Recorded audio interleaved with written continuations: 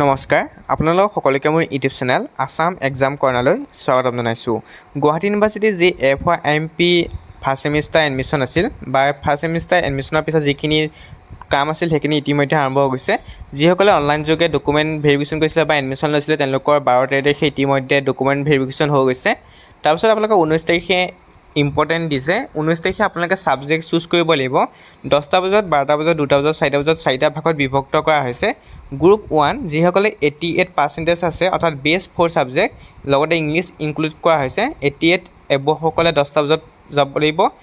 12টা বজাত 75 পোৱাসকলে গ্ৰুপ 3 আছে 65% আৰু গ্ৰুপ 4 আছে 65%। অৰ্থাৎ আপোনালোকৰ গ্ৰুপ 4 65%ৰ তলত। অৰ্থাৎ আপোনালোকে যিসকলে ইংলিছ যোগ কৰি যিখন 4টা ছাবজেক্ট হ'ব সেই 4টা ছাবজেক্টৰ আপোনালোকৰ পাৰ্চেণ্টেজ ধৰা হৈছে।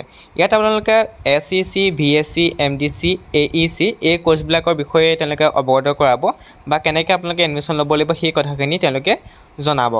তাৰপিছত আহিলে 20 আৰু 21 তাৰিখে আপোনালোকে ডিপাৰ্টমেণ্টেল অৰিয়েণ্টেশ্যন অৰ্থাৎ আপোনালোকৰ ইণ্ট্ৰডাকশ্যন হ'ব সেইদিনা 20 আৰু 21 তাৰিখে প্ৰত্যেকটো ডিপাৰ্টমেণ্টৰে হ'ব।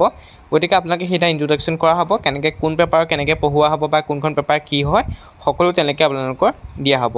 প্ৰথম ছেমিষ্টাৰত আপোনালোকে AEC পেপাৰ অৰ্থাৎ এনহেঞ্চমেণ্ট কোৰ্চখন যিখন আপোনালোকে আছামিজ বুলি ক'ব পাৰে বা ইংলিছ বুলি ক'ব পাৰে তাৰ যিকোনো এখন আপোনালোকে ল'ব পাৰিব।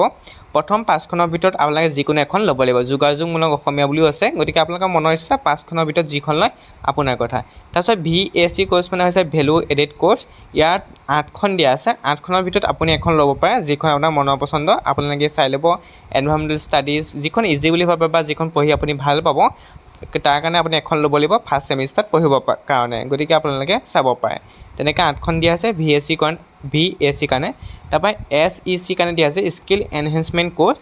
ইয়াত 7খন দিয়া হৈছে। 7খনৰ ভিতৰত আপুনি এখন ল'ব লাগিব। ইয়াৰ পৰা academic writing, art of acting, computer application যি মন যায় আপোনালোকে ল'ব পাৰিব। আৰু 7খন নহয় 10খন দিছে। 10খনৰ ভিতৰত আপোনালোকৰ যিখন পচন্দ হয় বা আপুনি যিখন পঢ়িব বিচাৰে সেইখন আপুনি ল'ব পাৰিব। তাৰপৰা আহিলে মাল্টি ডিচিপ্লিনাৰী কোৰ্চ ছেমিষ্টাৰ 1। ইয়াত MDC আপুনি এখন ল'ব লাগিব, ডিচিপ্লিন এখন। গতিকে আপোনালোকে কোনখন লৈ চাব। ইয়াত 8খন দিছে। 8খনৰ ভিতৰত আপুনি এখন ল'ব লাগিব মাল্টি ডিচিপ্লিনাৰী কোৰ্চ। আৰু ইয়াত আপোনালোকৰ হয়তো যিখন চিলেবাছ আছে চিলেবাছো দি দিছে হ'বলৈ আপোনালোকে চাই ল'ব।